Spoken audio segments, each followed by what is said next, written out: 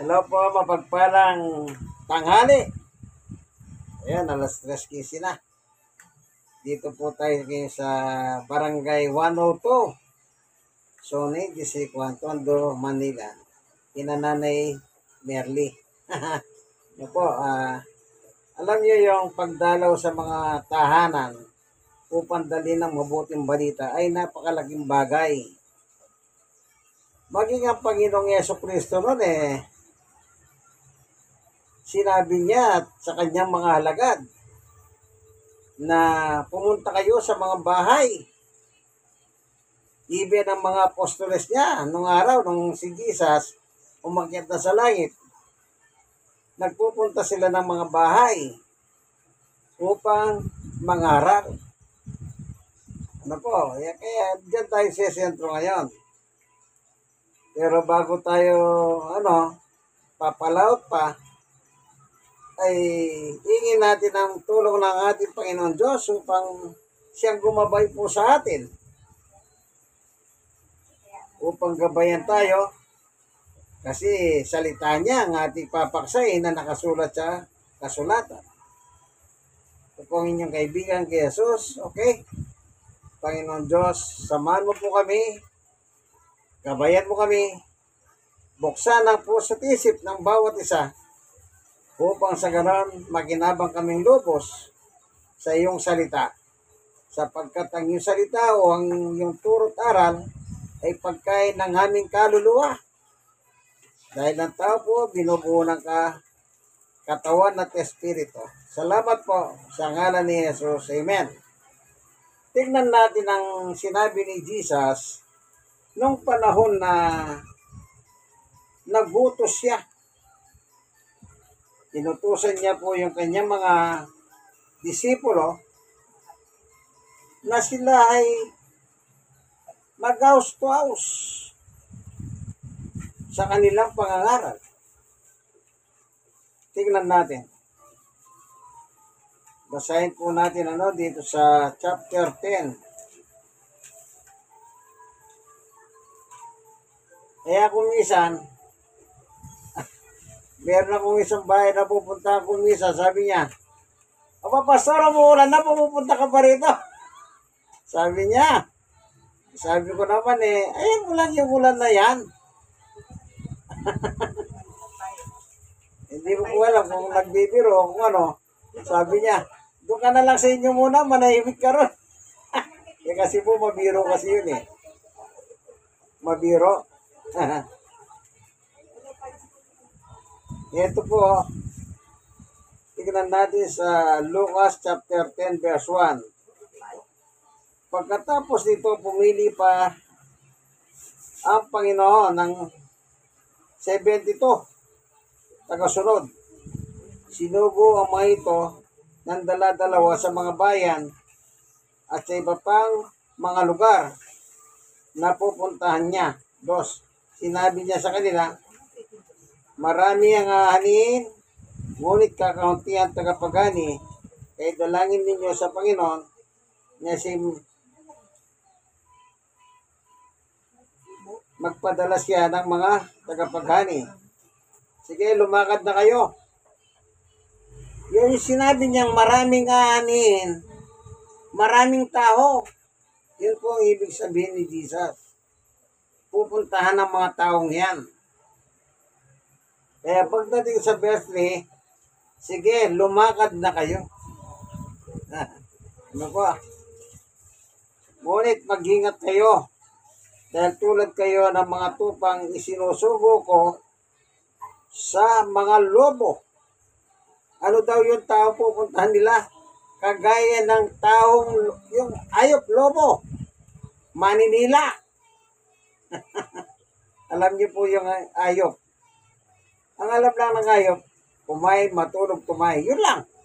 At saka Manila. Kung meron.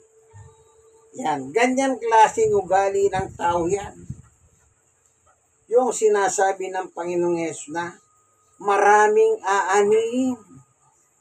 Kasi po, kaya po tayo narito sa mundong ito upang gawin ang kalooban ng Diyos. Dahil hindi natin nagawa ang kalooban ng Diyos, Ang nangyari, ang nagawa natin, yung kalooban ni Satanas. Kaya tawag nila sa atin, anak ni Satanas. Yan. Imbis na gawin po yung kalooban ng Diyos, dito tignan lang natin sa Efeso 2:10. Meron sinasabi si Pablo. Yung iba pagka sinasabi ko sa Satanas parang nasasaktan. Sabi ko, hindi lang naman kayo pati nga ako sinasabi ko. Lahat tayo O, para wala silang masabi. Pero talaga ayaw nila yung salita sa Satanas. Parang masakit daw dating. Okay. Tingnan nyo si Pablo sa 2:10 ng Efeso. Anong sabi niya Apostol Pablo sa kanyang epistola? Nilikha tayo ng Diyos at sa pagkikipag-isa natin kay Kristo Jesus, binigyan niya tayo ng bagong buhay para gumawa kayo ng kabutihan. Noon pa'y itinalaga na ng Diyos na gawin natin. Gawang kabutihan ang itinalaga ng Diyos sa atin. Hindi po natin nagawa yan. Kaya, tayo nabibilang sa mga anak ni Satanas. Ngayon, dahil po anak tayo ni Satanas, siyempre hindi natin ginawa yung gusto ng Diyos, mahal talaga tayo ng Diyos. Kaya, noong panahon na yun, nagsugo siya upang puntahin ng mga tao na parang hayop, lobo. Yan ang taguri sa tao po para tayong taguri sa tao para tayong mga hayop. Okay, tuloy tayo doon sa verse 4. Huwag kayong magdala ng pitaka, hubag o sandalyas, at huwag kayong mag-aksaya ng panahon sa pagkikipagbatian sa dahan. 5. Pagpasok nyo sa alinman bahay, kita nyo?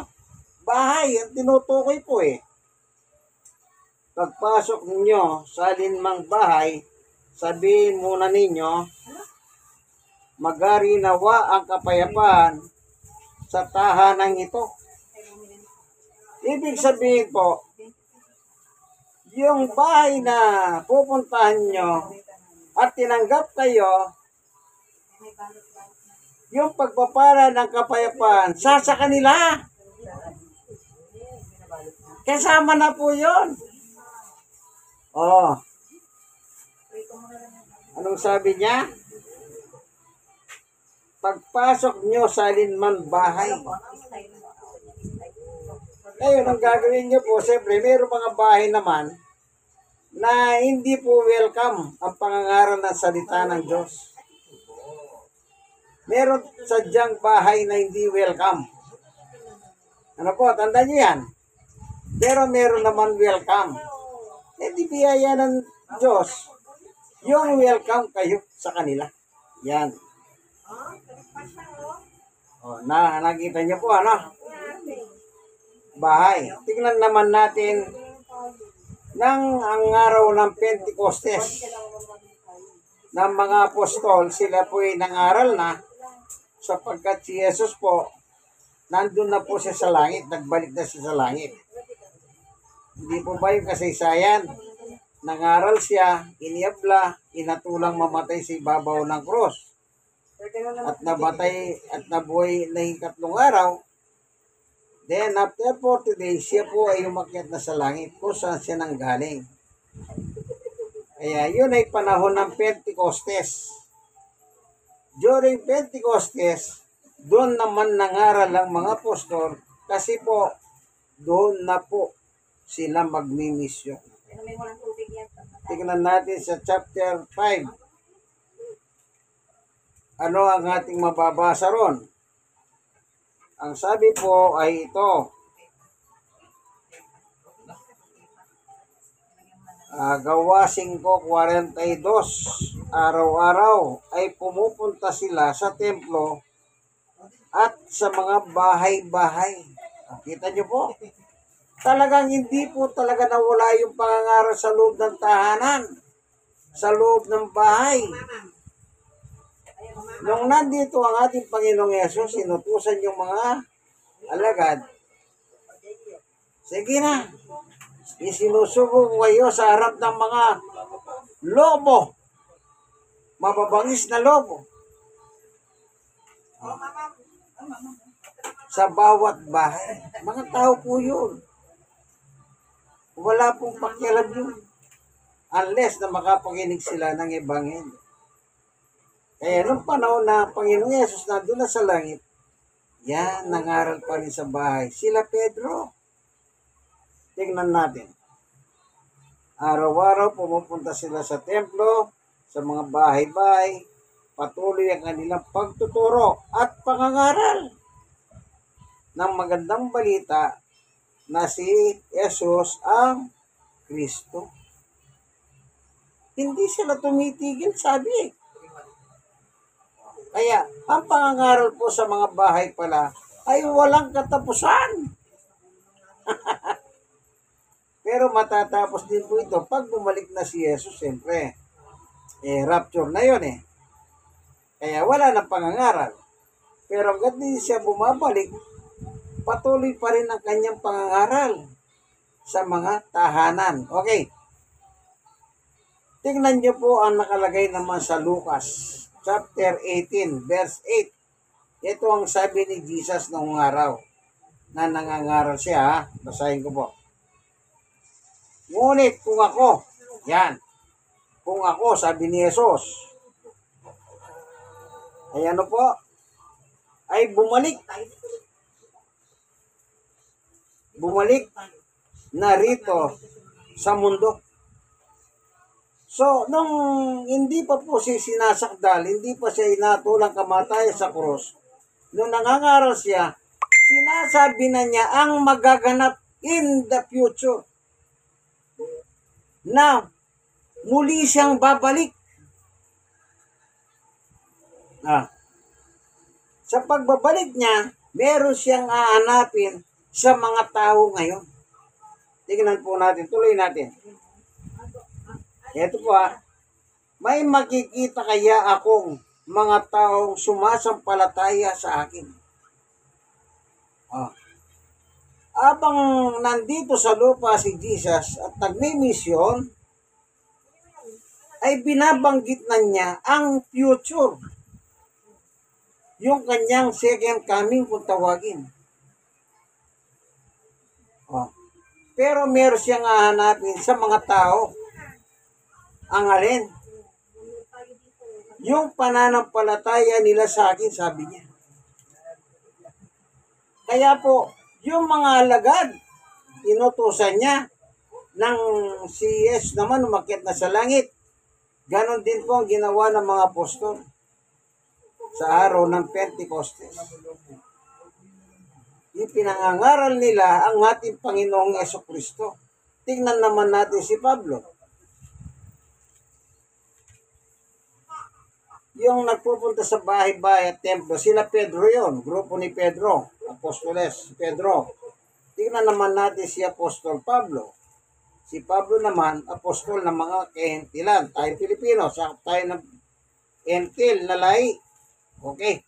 Ito naman ang sabi ni Apostol Pablo sa 10:17 ng Roma. Sasampalataya lang ang tao kung maririnig niya ang mensahe tungkol kay Kristo. At maririnig lang niya ito kung may mga ngaral sa kanya. Siyempre yung nangangaral, kung saan ang tao, doon nangangaral. Kagaya ko, nangangaral po ako sa loob ng bahay. Para naman yung tao, may bigay sila sa salita ng Diyos, welcome ako. O yung iba naman tao, kapag nasa labas ako, ayan, lalo na doon sa public places na maraming tao, nagsishare din po ako ron. O sometimes sa ospital. Depende naman sa gwardiya sa ospital. May gwardiya mahigpit. May gwardiya naman mabait. Alam niyo yung ibig sabihin. Pag mahigpit, hindi ka welcome dito. Pero pag mabait, welcome na welcome ka dito. Ganon lang po naman sa mga ospital. Sa eskwelahan, ganon din. May gwardiya maigpit, may gwardiya din mabait. Pag mabait, welcome ka. Pag hindi mabait, chupi-chupi. Doon ka sa labas. Kaya, kung saan ang merong tao, mas common kasi, limbawa, holiday, Sabado, Linggo, nasa ng tao? Nasa bahay. Nagpapahinga. Kaya mas maganda kung pupunta ka ng bahay. Ganon po, ano? Kaya ako po, yan. Every Sunday and Saturday, nag-house to house po ako. The other day, in public places. Ganon lang po. Na dinadala ko po ang ebanghelyo ng ating Panginoong Yesus. Bakit kailangan ipangaral ito? Lalo na ngayon, na napakalaki ng krisis ng Pilipinas. Isipin niyo po, 5 araw na po walang pasok. Oh. Baha. Landslide. Marami mga bahay. Natatabunan. Dito lang sa Smoky Mountain eh. Yung tambak ng basura. Nag-landslide. So, nandun sila ngayon sa basketball court. Kapon, pumunta ako rin kapon eh. Pero napanood ka na sa social media yun. Pero meron kong Bible study ron eh. Kaya gano'n. Kaya sabi ni Pablo, magkakaroon lang ng pananampalataya ang isang tao kung makakapakinig siya ng aral ni Jesus. Wala naman pong ibang aral ang dala eh. Tingnan natin ang salita ni Jesus. Oh. Dito po sa Mateo 28:20, ganito po sabi ni Jesus sa kanyang mga alagad. Turuan ninyo silang sumunod sa lahat ng inihutos ko sa inyo. Tandaan ninyo, lagi ninyo akong kasama hanggang sa katapusan ng mundo. Nagutos si Jesus sa kanyang mga apostoles na punta ng tao at ituruan, anong sabi niya? Turuang sumunod sa lahat ng inihutos ko sa inyo. O kanino aral ang mapapakinggan? Kay Jesus. Ang patakaran ni Jesus, pag narinig mo, sundin mo. Iba yung narinig mo, binaliwala mo. Iba yun. Yung iba kasi, okay, welcome ka rito. Tapos, medyo, meron ko isang bahay na pinupuntahan. Welcome na welcome ako eh. Masaya ako Pero alam niyo po, hindi ko nakikita yung ano eh. Hindi ko nakikita yung pagsunod. Kasi kung minsan sa harap ko, nagbubura eh. Para bang, sabi ko, hinahinay ka naman kung magbura ka ako. Sabi ko nga, kung meron lang namamatay sa mura, marami ka nang pinatay. Sipin niyo. Meron isang pamilya na pinuntahan ko po nung araw. Yung lalaki po, stroke siya. Naka-bedridden siya. Ngayon yung babae po, nangangasiwa yung asawa. Minsan nagpaputol lang ko. Nasobra yata yung nail cutter. Nasaktan yung bedridden. Sabi niya, putang ina mo. Sabi niya sa asawa niya. Nasasaktan ako eh. Alam niyo po, ano sabi ng asawa niyang babae? Hindi ka mahiya kay pastor, nandiyan siya, minumura mo ko. Putang ina mo, nasasaktan ako eh, sabi niya. Tingnan niyo po yung mga taong ganyan. Kaya kung minsan po, yung tamang pananampalataya po sa Panginoong Yesus, yung turo't aral niya, maliwanag ka sabi niya, ipasunod ninyo ang aral ko. Ito po, basahin nga natin, ano? 28 ng Mateo, verse 20 sa kanyang mga apostol. turuan ninyo silang sumunod sa lahat ng inihutos ko sa inyo. Kung ano ang utos ni Jesus, ang sabi niya, ipatupad ninyo ito. Sundin nila. Sundin nila. At kapag sumusunod ka, anong sabi ni Jesus? Sasamahan kita hanggang katapusan ng mundo.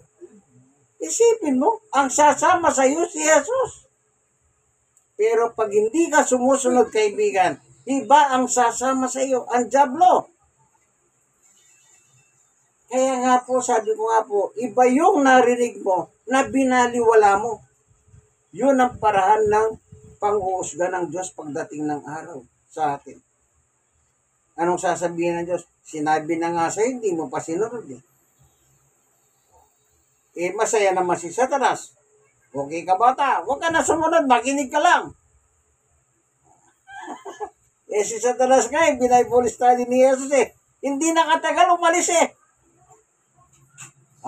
Hindi nyo ba alam na, eto basahin natin. Maging si Satanas man. Ang kaharap niya naman si Jesus. Siyempre, anak ng Diyos yun eh.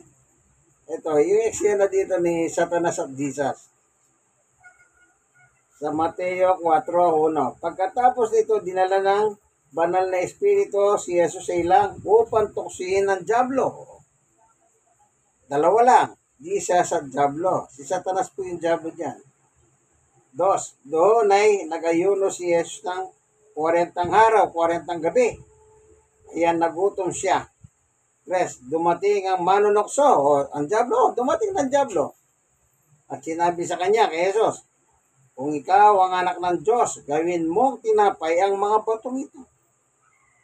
Kasi alam ni Satanas na nagugutom na. Isipin niyo po, 40 days and 40 nights. Walang ginawa si Jesus kundi manalangin. Tayo kung minsan, ilang minutong panalangin lang, tinatamad na tayo. Di mo ba, baka ganyan kayo? Uy, bato-bato sa langit, ang tamaan mo magagalit. Totoo yan. Pagdating sa prayer, ewan ko ba? Sige, kayo na po bahala dyan. 4. Pero sumagot si Jesus, sinasabi sa kasulatan, hindi lang sa pagkain nabubuhay ang tao, kundi sa bawat salita ng Diyos. Kaya pag dinala mo yung salita ng Diyos sa bahay, ano yan? Pagkain nila. Hindi lang sila kumakain, pati yung nagtuturo kumakain kasi tao po sila. Pareho silang may sikmura. Merong kaluluwa. Kaya pareho silang nangangailangan ng pagkain, pang-spiritual. Yun ang sinasabi ni Jesus kay Satanas. Satanas! Hindi lang nabubuhay sa tinapay. Isipin nyo, yung bato pinagagawan tinapay. Di ba loko-loko talaga, no? Kung sana dinala niya timano tinapay. Hindi. Gusto niya pang mag-magic si Jesus. Para abracadabra, yung bato gagawin mo tinapay muna bago. Loko-loko talaga ang diablo, ano po? Kaya ingat kayo dyan. Loko-loko yan. Okay. Ito po Sa verse, punta na tayo sa sa verse 9. At sinabi ng diablo kay Jesus, ang lahat ng yan ibibigay ko sa iyo kung luluhod ka at sasamba sa akin. Alam niyo po, in reality, kung ang Diyos po naghahanap ng sasamba sa Kanya, si Satanas man naghahanap din ng sasamba sa Kanya at luluhod sa Kanya. Sino po yung sumasamba kay Satanas? Yung hindi sumusunod. Alam nyo, kahit ganito sabihin nyo, ay hindi naman ako sumasamba kay Satanas eh. Madaling sabihin niya. Pero pag hindi mo sinusunod ang salita ni Kristo, understood, tagasunod ka ni Satanas. Ganun lang po yun. Tingnan pa natin sa 1:3. Anong sabi ni Juan? Kaya yung mga raming tao, akala nila ko, araw-araw naman nagsisimba kami, keso. Huwag niyo pong dahilan yan. Hindi nakukuha sa pasimba-simba yan. Bagamat hindi po masamang magsimba. Pero kung ginagawa niyo pong pampalusok, yun ang ibig sabihin. Ito po, 3:36. Ang sumasampalataya sa anak ng Diyos kay Jesus ay may buhay na walang hanggan. Yung sumusunod. Kaya nga sumasampalataya. Ngunit ang hindi sumusunod sa Kanya ay hindi magkakaroon ng buhay na walang hanggan, kundi mananatili sa Kanya ang galit ng Diyos. Kita niyo po? Yung sumusunod po. Kaya sabi niya, ipasunod ninyo ang utos ko sa mga tao. O tayong mga tao, anong dapat natin gawin? Bakit sa ibang tao, sumusunod tayo? Bakit pagdating kay Jesus, ayaw natin sumunod? Yung iba naman, mapangatwiran. Ay, napakahirap sumunod, sabi niya. Ang daming bawal. Lalo na yung mahilig sa bisyo. Alam niyo, minsan meron pong nagsabi sa akin ng gano'n eh. Kaya ayaw namin sa inyo, kasi ang daming bawal. Alam niyo po, nasagot ko, simple lang, walang bawal. Sinabi ko, walang bawal. Ang nagbabawal ang Diyos, hindi ako. Kaya daw ayaw sa ganyan, kasi nga maraming bawal.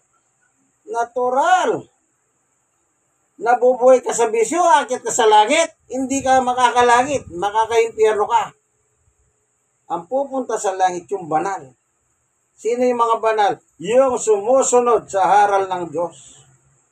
Ang Diyos ay banal at ang salita niya ay banal. Pag sinunod mo, magiging banal ka. Kaya yung mga banal po, hindi po sila patay. Mga taong buhay sila na masunurin sa salita ng Diyos.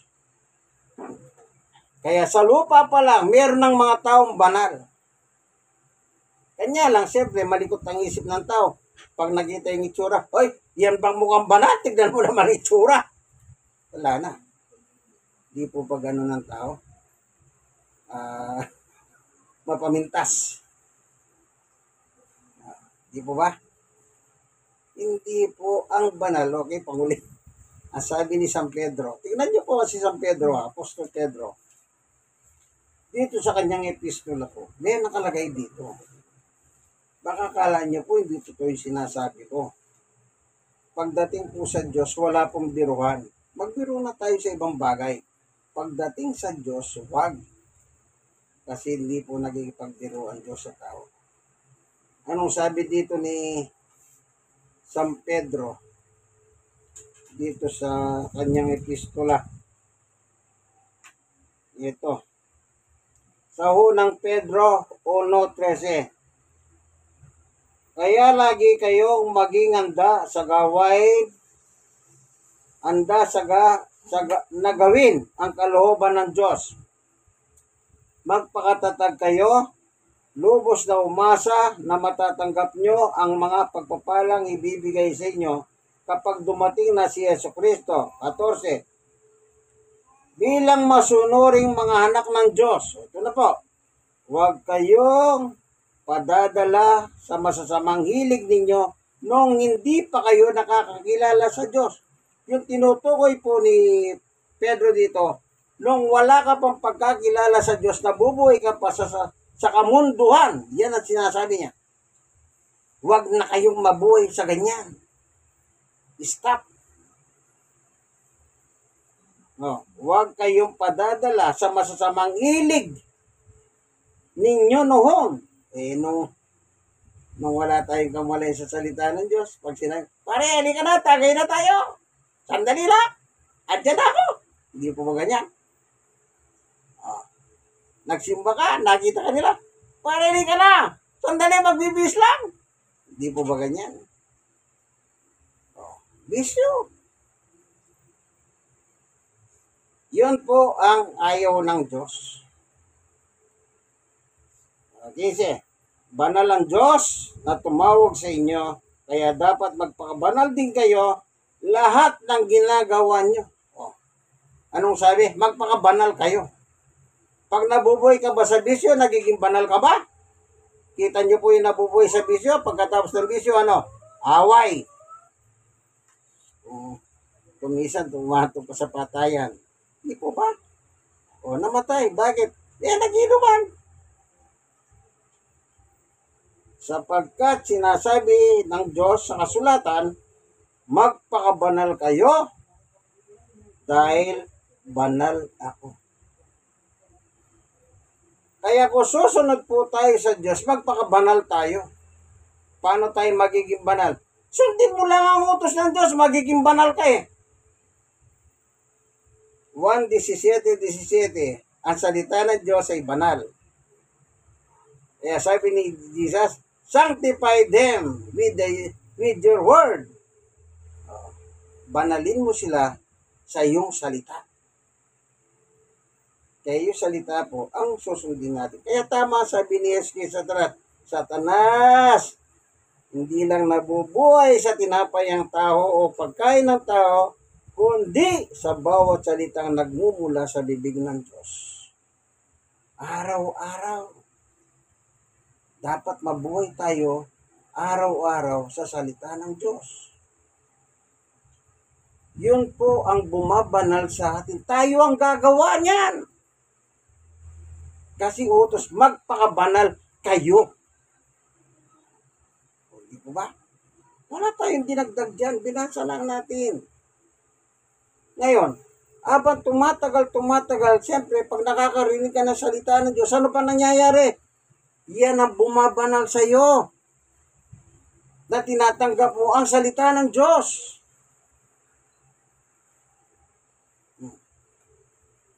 Kaya napakalaking bagay po ang makapakinig ng Ebanghelyo. Kaya tama lang ang sinabi ni Jesus, magpunta kayo sa mga bahay. Sabihin nyo, peace be with you. Nung si Jesus nasa langit niya, anong ginawa ng mga apostol? Araw-araw, pumupunta sa templo. Bakit templo? Doon maraming tao sa panahon nila. Kaya inaraw-araw nila ang mga templo noon. Wala naman mall noon eh. Ang mga tao nasa simbahan lang talaga noon. Ngayon, di mapunta ka mall, doon ka mangaral. Kung papayagan ka ng gwardya. Di po ba? Sometimes nakakasingit din po ako dyan. Paminsan-minsan. Kasi alam niyo naman, yung mga negosyante ba, may pagkamaselan din po yan. May pagkamaselan din sila. Sometimes naman nakakasingit ako.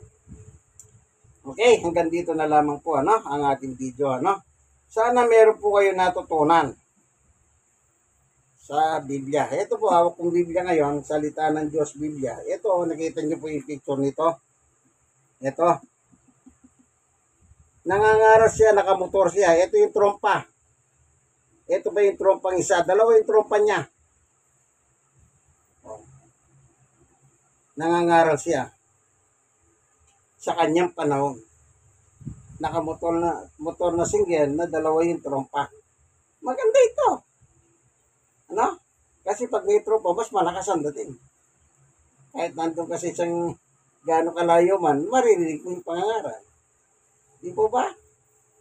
Matagal na po pala yung pangangaral in public na ganito ang ginagawa ng tao. Ito matagal na din yung picture na ito. Hindi bago ito, matagal na po ito. Salamat sa iyo, Panginoong Diyos, sa iyong turo't aral sa amin. Sa pagkakataon na ito, binusog mo kami ng aming pagkain pangkaluluwa.